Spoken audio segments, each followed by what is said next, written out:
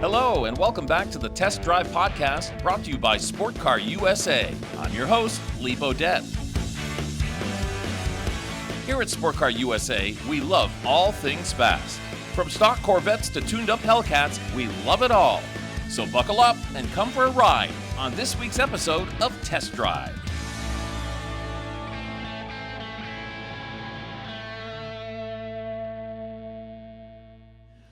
Well, hi, everybody, and welcome to our podcast, our Test Drive podcast, that is, and it's number 33. I'm Lee Bodette, your host, along with Scott Nickerson from Sport Car USA. What's going on, Scott? Not much, grinding through these episodes. Absolutely. Every Friday, we like to release a new podcast, and as I mentioned, this is number 33 already. Seems like we just got this started. Yeah. A little background on me. I've been a radio broadcaster for over 40 years. I host the Test Drive series on the YouTube channel.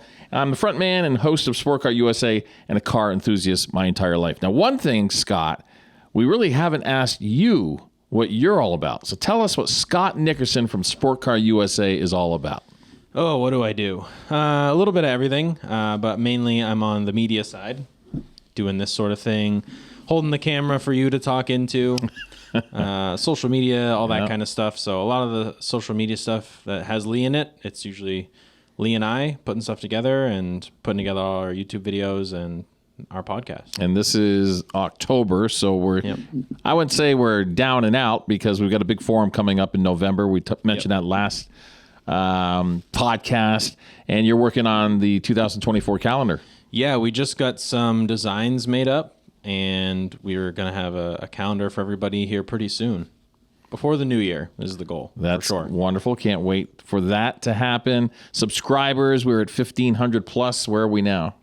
Pushing 1,900, almost 2,000. Wow, that's great. That's great. Really growing YouTube channel. Thank you very much for listening to our podcast and for asking about, our memorabilia that we're going to have in the future. We're thinking about merchandising in the coming months. Yep. And the calendars, of course, were a big hit in 2023. Yeah, they were one of our probably more popular giveaways because a lot of these people have shops, so it's a good thing to hang up somewhere. Yeah. It looks good. One of the first things we did before we started these Test Drive podcasts is we did the Test Drive videos. Yep.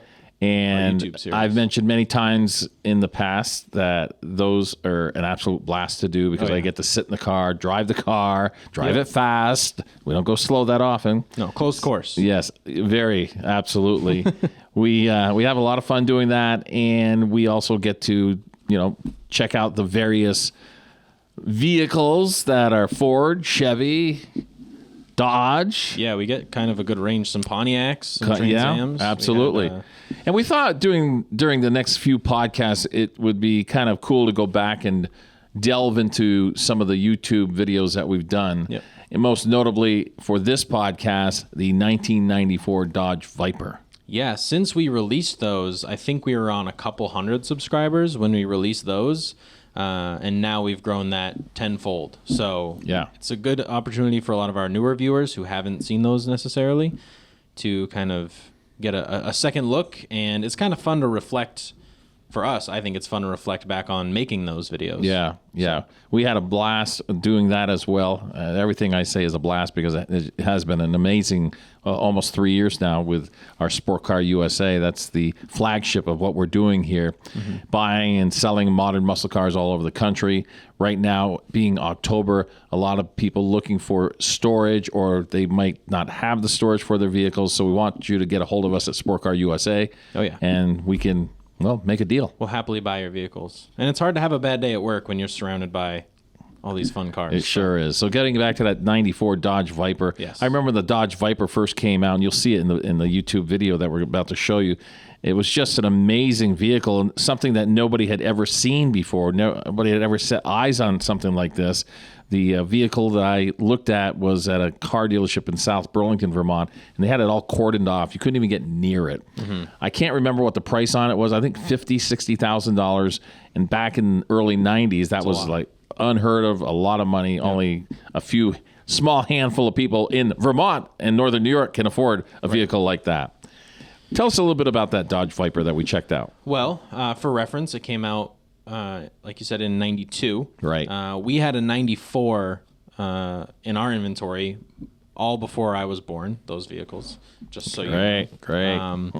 But yeah, they had prototypes built in the late 80s. I think 89 was kind of when they were teasing prototypes, but they didn't come to production until 92.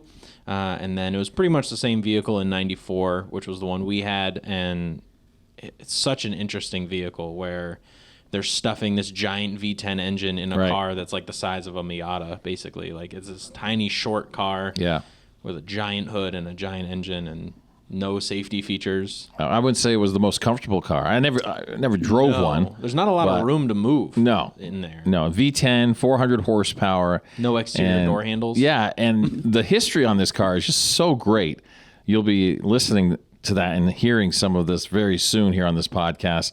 But having a vehicle that didn't have any windows. Yeah, there were like these plastic things that were all attached to the roof. Didn't even have a roof, did it at times? Or what am I thinking? They were like a plastic. Yeah, it wasn't. Yeah.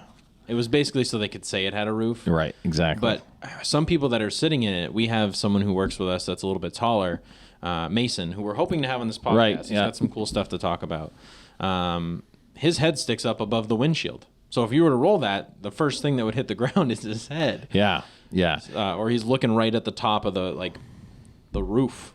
So it's one of the best moments at one of our car shows that we did this past summer was the one in Georgia, the Georgia Beach one, where two gentlemen from Canada came to it. Oh, yeah. And they each had a Dodge Viper. They were twins.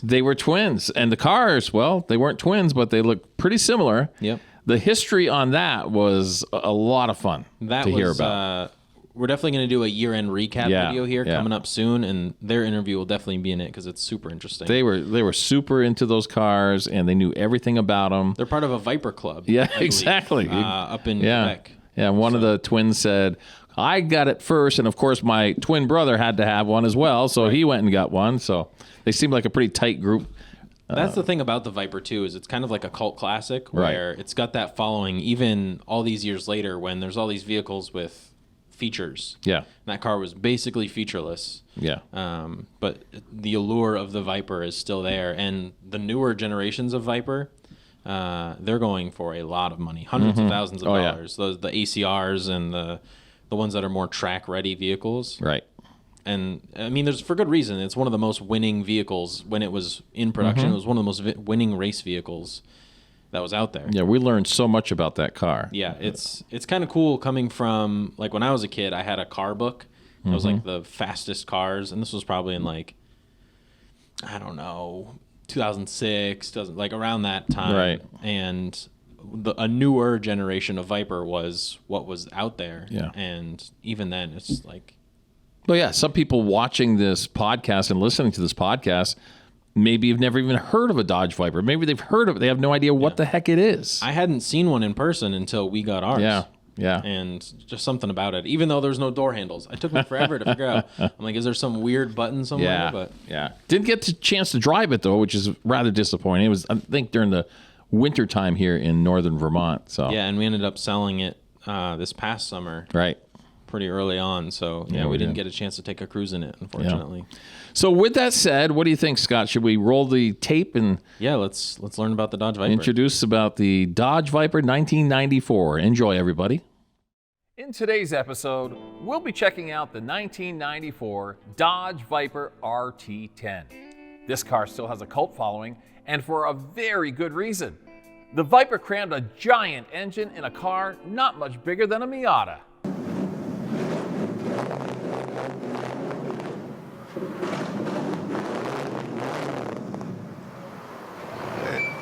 And here it is, the Dodge Viper. The Dodge Viper is one of the most iconic sports cars ever made. From being just a concept in the late 80s to its numerous revivals, the Viper remains an icon. The 94 Dodge Viper is a two-seat sports car with a massive engine and not much else. This is by all means a driver's car. All frame of the 94 Viper has a massive 8-liter V10 engine, and it produces 400 horsepower and 465 pounds of torque. By today's standards, that might not seem like a whole lot, but it also didn't have any safety features. The Dodge Viper had no power locks, no exterior door handles, no roof or windows, no airbags, and believe it or not, no traction control or ABS.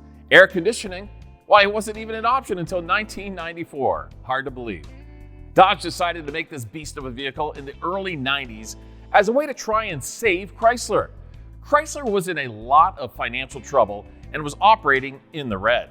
They saw the Viper as a chance to try and pull them from the depths. There was a Chrysler executive, his name was Bob Lutz. Come here, Bob Lutz. We don't want to over-dramatize this. There's the gear shift. Go build the damn thing, will you? We will.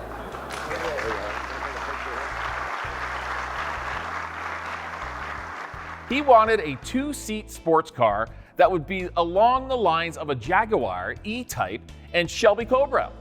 And if the design takes you back to some of the classic roadsters of the past, well, that was the idea in the first place. So he met with Tom Gale to give free rein over the project. Upon graduation from Michigan State University, he joined the Chrysler Corporation. He has held many positions in design at Chrysler, eventually becoming Executive Vice President for Design and Product Development. The Dodge Viper took a lot of its inspiration of only adding something if it makes it faster from the Shelby Cobra. As a result of this and these parameters, Carroll Shelby, you know that name, he was actually a consultant on Team Viper. The first prototype was built in 1989, and it was built for the North American International Auto Show.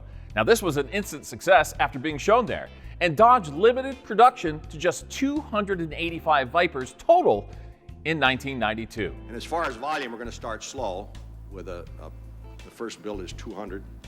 We'll start with 200. We hope to get to 5,000 a year. I guess we could get to 7, Bob, 8 with a grunt. Chrysler, at the time, also was the owner of Lamborghini with other powerful sport cars like the Diablo. Back in 1994, Chrysler sold to an investment group, but the idea for the massive V10 engine was influenced by Lamborghini. Team Viper used some of its same members from Lamborghini to construct the Dodge Viper.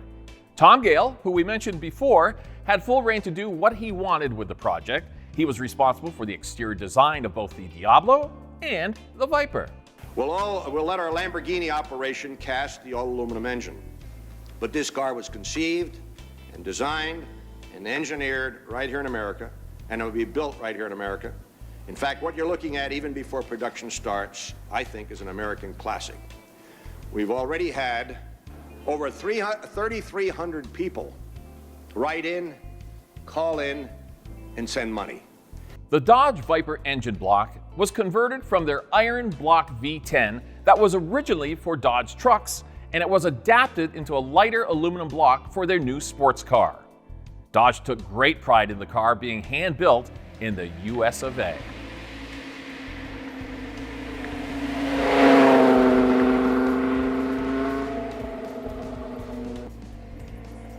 In 1996, Dodge released the Viper GTS. We saw a few new features pop up on this Viper, like exterior door handles, standard air conditioning, windows, and an actual roof.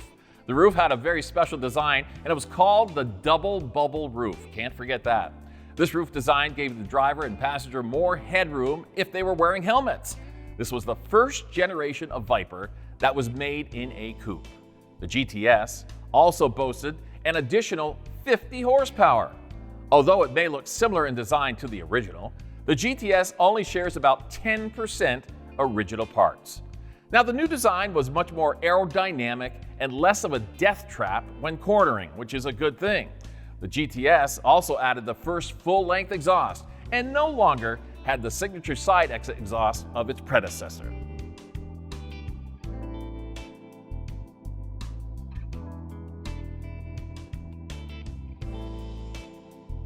Fast forward a few years to 1999, where Dodge released the Viper ACR.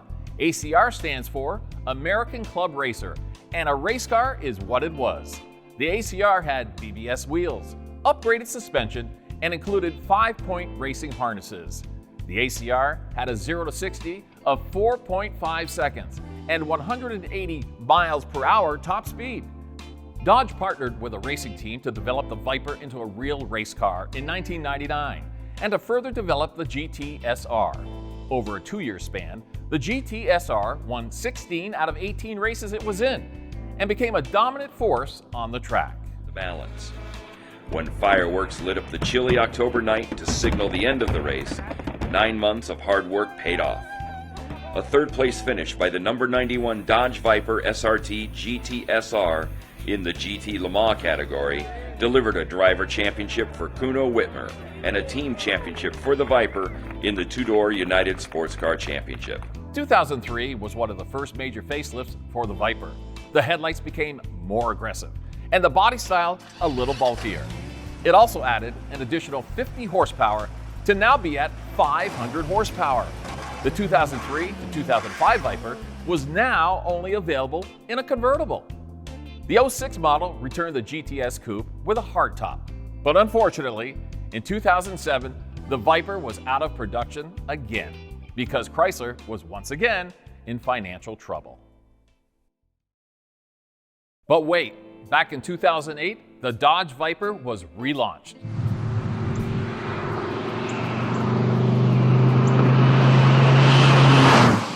The Viper was back and had an all-new look. It had a new grille and headlights and now pushed out 600 horsepower.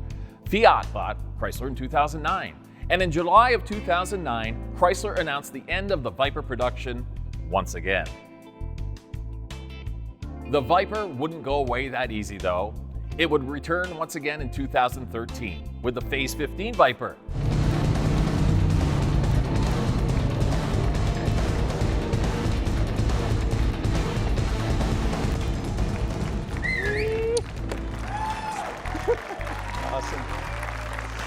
It had an all-new face and had 40 more horsepower than the previous model, now putting it at 640. So we upped the horsepower by 40 horsepower, even though the engine's lighter and more efficient. We have composite intake manifold, which flows a lot better. Total 640 horsepower. But everybody who's driven a Viper knows it's all about torque. So the torque is up considerably, another 40 pounds. But look at the curve, how early the torque comes on. So this car makes more torque at idle than most cars make at full RPM. And the Viper is now the highest torque output vehicle of any naturally aspirated engine in the world. This thing is a torque monster. They released an exclusive orange option for this generation Viper. The ACR also made its return, and it was a track monster.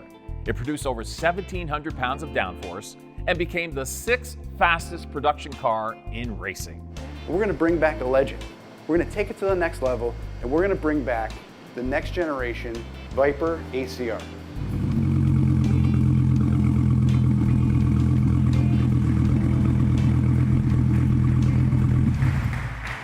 This is the fastest street-legal Viper track car that we have ever built. As you may know, the Viper would die once again. Dodge celebrated their 25th anniversary and final year of the Viper production with 6 serialized special edition models.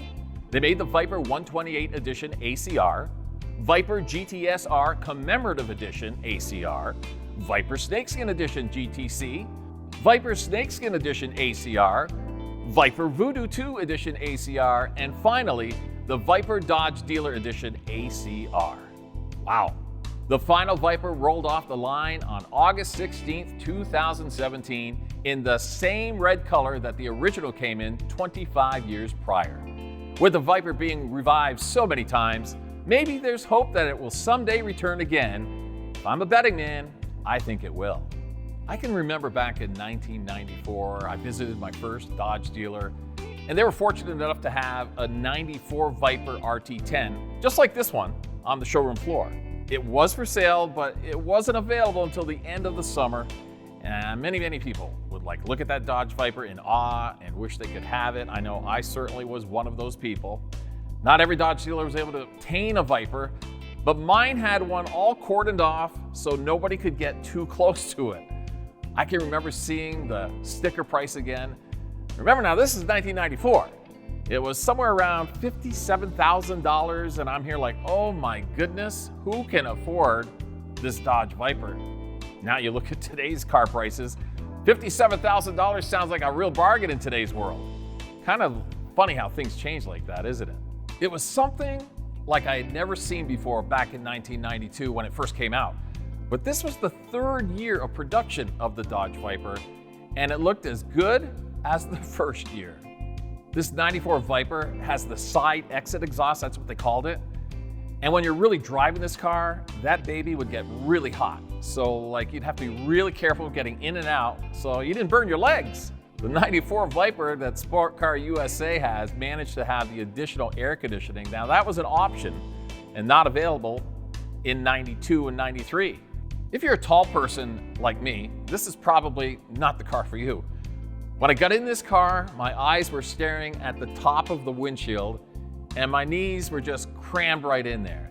Now you gotta remember, in 1994-ish, Chrysler and Dodge, their fit and finish wasn't real great. The plastic is not that nice and the fit and finish just isn't there. But this car wasn't made for comfort. 0 to 60, 5.2 seconds. A quarter mile, 13.6 seconds at 107 miles per hour. We were somewhat underwhelmed by the wheezing exhaust note, but the speed was certainly there. The early Dodge Vipers were a very raw driving experience. They basically just strapped a giant V10 Lambo engine to a chassis, and they called it a day. Dodge didn't want any unnecessary features, and that of course included windows of all things. They would give you these small plastic windows that you could insert, and the only way to open up those plastic windows was with a zipper. So Dodge clearly didn't care about security. But you didn't have to worry. Dodge made sure to add a very crucial safety feature. The Viper has a beautiful two-tone horn to get people out of the way when you're going 180 miles per hour. Dodge made sure their important dials were up front and driver facing so you could see all of your important information. This Viper has a 6-speed manual transmission, but to be honest with you, it can be a bit clunky. The Viper's 6-speed Borg-Warner gearbox requires a firm hand, but rewards the driver with crisp, positive shifts. But the most important thing about this Dodge Viper that I love is that it was made in the USA. And as far as I'm concerned, anything made in the USA, you're going to get my vote. I would say that this 1994 Dodge Viper checked out rather nicely. We hope you learned something about the Viper and what makes it such an icon in the sports car world. On Test Drive, you get to see many modern muscle cars. And believe it or not, most of them are for sale. All you have to do is go to sportcarusa.com and check out their entire inventory. Thanks for watching. If you enjoyed, please subscribe. And we'll see you next time on Test Drive. Well, there you have it, Scott Nickerson. Some very interesting facts and figures. The guy in the video. You do. You probably, yeah. Well, he's aged a little bit since then, but yeah, the Dodge Viper 1994, truly an iconic sport car, muscle car, and that's what we do at Sport Car USA. We have modern muscle cars, and even though that's really not modern anymore, but these things are going by the wayside. Yeah. And everything seems to be turning towards electric. Yeah. Thank you, federal government. But V8s are going away, but just think about if there was a V10. Yeah, that's for sure. So some great history there. We hope everybody enjoyed it. Scott Nickerson, we want to thank you for being with us once again. Thanks for having me. You're very welcome. We want to thank all of you out there for listening to our Test Drive podcast number 33. I'm Lee Bodette, your host. Be sure to check out our Test Drive series on the YouTube channel, and we'll see you next time on our next Test Drive podcast a week from today. And remember, let's never forget the men and women serving this great country of ours. Goodbye, everybody.